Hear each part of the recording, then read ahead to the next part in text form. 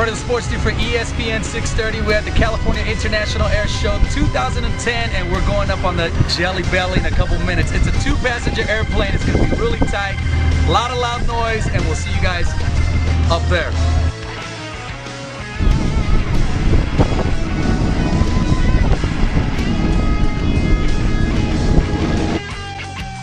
Captain Kent Peach. That's it. On the Jelly Belly right now. It's a 2-passenger airplane, and we're very cramped here. Yeah, we don't have a lot of room. That's what we're looking at. This is what we're working with, and there's the propeller, and away we go. Away we go. Here we go. We have the airspeed here, the altimeter here, and the RPMs right here. And that's about all we have, so we're going to go have some fun.